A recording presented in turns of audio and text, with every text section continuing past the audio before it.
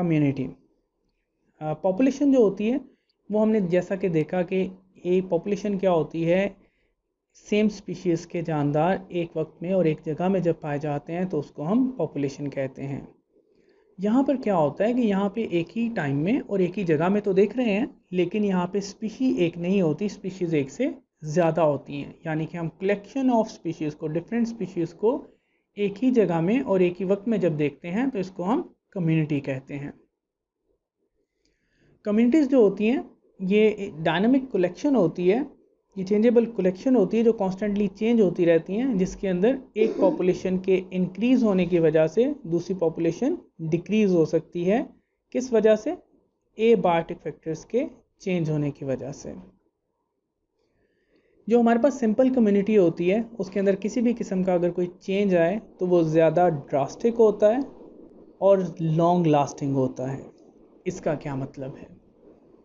हम यहाँ पे एक सिंपल सी कम्युनिटी को देखते हैं जो कि एक चेन है, जो इंडिया की बहुत कॉमन चेन है, इंडिया के अंदर ये कॉमनली पाई जाती है कि राइस फील्ड है। राइस फील्ड में राइस के पीछे कौन आता है?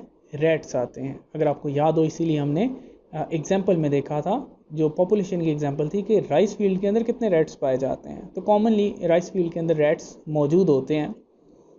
इन रैट्स का शिकार करने के लिए, इनको खाने के लिए वहाँ पे कौन आ जाता है? रैट स्नेक आ जाते हैं और रैट स्नेक अटैक करते हैं और रैट्स को खाना शुरू कर देते हैं। रैट स्नेक्स के पीछे कौन आता है? कोबरा। कोबरा रैट स्नेक का शिकार करते हैं और रैट स्नेक को खा जाते हैं। इसी तरह से कोबरा को शिकार करने के लिए कौन आ जाता है? ईगल आ जाता है। ये पूरी अगर हम चेन देखें, ये हमारे पास कम्युनिटी है, इसमें जो मुख्तलिफ स्पीशीज़ हैं जो एक दूसरे के ऊपर असरअंदाज हो रही हैं, और ये एक सिंपल कम्युनिटी है। इस सिंपल कम्युनिटी में से अगर हम किसी एक चीज़ को रिमूव कर दें, फॉर एग्ज़ाम्पल हम किसी को जो एक चीज़ रिमूव करनी है, हम वो एक चीज़ कोबरा रिमूव कर देते हैं कि कोबरा यहाँ पे निकाल देते हैं, कोबरा यहाँ पे मौजूद नहीं, हमने सारे कोबरा को किसी तरीके से वहाँ से हटा दिया। तो इसका डायरेक्ट असर किसके ऊपर जाएगा? इसका डायरेक्ट असर सिर्फ ईगल के ऊपर नहीं जाएगा कि ईगल कोबरा को खा रहे थे, तो क्योंकि ईगल को अपना खाना नहीं मिल रहा, इस चेन से ईगल निकल जाएंगे और ईगल को नुकसान होगा और ईगल की डेथ हो जाएगी क्योंकि उसको खाना नहीं मिल रहा है। क्योंकि ये एक सिंपल चेन है और इसमें ईगल के पास कोबरा के अलावा खाने के लिए कुछ भी नहीं है। इसके साथ साथ इसका असर ये भी हो रहा है कि रैट स्नेक जो होगा, रैट स्नेक को खाने के लिए हमारे पास कोबरा मौजूद नहीं है, और जब कोबरा मौजूद नहीं होगा तो रैट स्नेक की जो अमाउंट होगी वो क्या करेगी? इंक्रीज़ कर जाएगी। और इस अमाउंट के इंक्रीज़ होने की वजह से रैट स्नेक जितने ज़्यादा होंगे वो उतना ज़्यादा चूहों का शिकार करेंगे और चूहे उतने क्या हो जाएंगे? कम हो जाएंगे। तो एक चीज़ को हटाने से हमने देखा कि हमारी सारी चेन डिस्टर्ब हो गई। तो यहाँ पे ये बात की जा रही है कि सिंपल कम्युनिटी जो होती है उसके अंदर अगर कोई चेंज आ जाता है तो वो ड्रास्टिक होता है, वो ज़्यादा ख़तरनाक होता है और वो ज़्यादा देर तक रहता है। इसी तरह से हम यहाँ पे एक कॉम्प्लेक्स कम्युनिटी की बात कर लेते हैं। हम कॉम्प्लेक्स कम्युनिटी में से किसी एक चीज़ को ख़त्म कर लेते हैं। फॉर एग्ज़ाम्पल हम यहाँ से फ्रॉग को ख़त्म कर देते हैं। हमने फ्रॉग को ख़त्म कर दिया कि यहाँ से हमने फ्रॉग को उठा लिया, यहाँ पे फ्रॉग मौजूद नहीं है। अब अगर फ्रॉग मौजूद नहीं है तो फ्रॉग को कौन खा रहा था? फ्रॉग को स्नेक खा रहे थे। तो स्नेक जब फ्रॉग को खा रहे थे तो स्नेक को जब फ्रॉग नहीं मिलेगा तो फ्रॉग की जगह क्या खा लेगा? वो रैट को खा लेगा। इसलिए इसका कोई नुकसान नहीं होगा। यहाँ पे जो हमारे पास जितनी कम्युनिटी कॉम्प्लेक्स होती चली जाएगी उतने ज़्यादा उसके अंदर अगर चेंजिंग्स लेके आएंगे, उसमें कोई एक आधा चेंज जो है वो बहुत ज़्यादा नुकसानदेह साबित नहीं होगा। फॉर एग्ज़ाम्पल हम यहाँ पे बटरफ्लाई को ख़त्म कर देते हैं। अगर हमने बटरफ्लाई को ख़त्म कर दिया तो रैट जो फ्रॉग है वो बटरफ्लाई को खाने की बजाय किसको खा लेगा? वो ग्रॉसहॉपर को खा लेगा। तो इसलिए जो कॉम्प्लेक्स कम्युनिटीज़ होती हैं वहाँ पे अगर कोई चेंज आ जाता है तो वो इतना ज़्यादा ख़तरनाक नहीं होता जितना कि वो सिंपल कम्युनिटीज़ में असरअंदाज होता है, जैसा कि हमने लास्ट एग्जांपल में देखा है।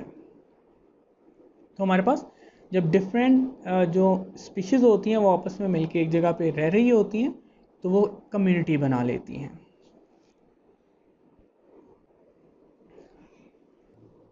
इकोसिस्टम, कम्युनिटीज़ जो होती हैं जब वो आपस में मिलती हैं और नॉन लिविंग सराउंडिंग्स को भी मिला लिया जाता है कि कम्युनिटी में तो सिर्फ ज़िंदा चीज़ें थी, जब हमने उसके साथ नॉन लिविंग सराउंडिंग्स को भी देखना शुरू किया तो इसको हम इकोसिस्टम कहते हैं।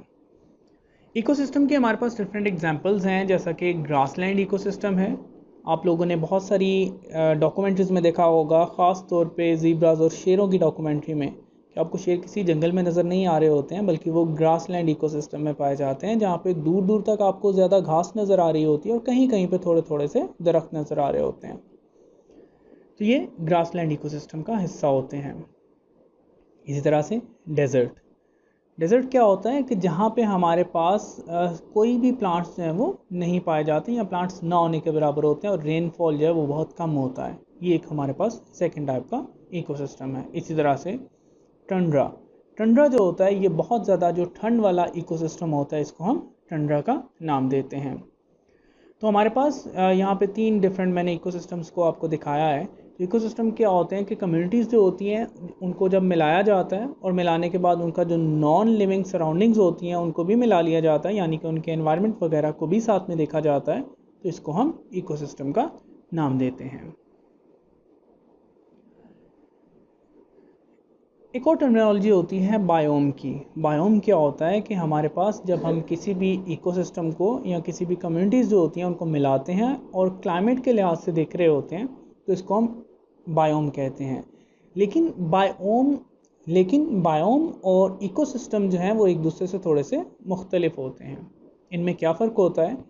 इकोसिस्टम जो है वो इंटरेक्शन होता है लिविंग और नॉन लिविंग थिंग्स का इन एन एनवायरनमेंट, कि हम एनवायरनमेंट के अकॉर्डिंग देख रहे होते हैं कि लिविंग और नॉन लिविंग चीज़ों का आपस में इंटरेक्शन कैसे है, इसको इकोसिस्टम कहा जाता है। जबकि बायोम जो होता है ये एक स्पेसिफिक जियोग्राफिक एरिया होता है, notable for species living there, जो हम किस चीज़ के लिहाज से देख रहे होते हैं कि वहाँ पे कौन कौन सी स्पीशीज़ पाई जाती हैं। जैसा अगर हम एग्जाम्पल के तौर पे देखें तो एक्वेटिक बायोम जो है वो ऐसा बायोम है जिस ऐसे सारे जानदार, सारे इकोसिस्टम्स जो कि एक्वेटिक एनवायरनमेंट में पाए जाते हैं उनको मिला के हम एक बायोम जो है वो बनता है, जिसको एक्वेटिक बायोम कहते हैं।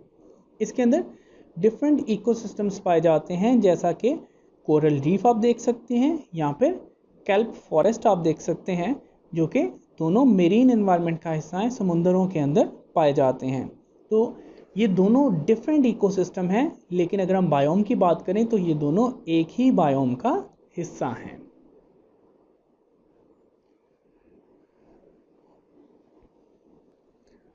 लास्ट में हमारे पास बायोस्फीयर आ जाता है। बायोस्फीयर क्या होता है? ज़मीन का वो सारा हिस्सा जहाँ पे ज़िंदगी मौजूद है, और उसको हम बायोस्फीयर में काउंट करते हैं। बायोस्फीयर में 3 चीज़ें आ जाती हैं। सबसे पहले एटमॉस्फेयर की बात कर लेते हैं। एटमॉस्फेयर क्या होता है? जो हमारे पास हवा की ज़िंदगी होती है उसको हम एटमॉस्फेयर कहते हैं। इसी तरह से हाइड्रोस्फीयर उस ज़िंदगी को कहा जाता है जो पानी में पाई जाती है, और लिथोस्फीयर उस ज़िंदगी को कहा जाता है जो कि खुश्की पे पाई जाती है। और इन तीनों को मिला के, इन तीनों के कम्बिनेशन जो होता है, इन तीनों को मिला के हम क्या कहते हैं? बायोस्फीयर का नाम दिया जाता है।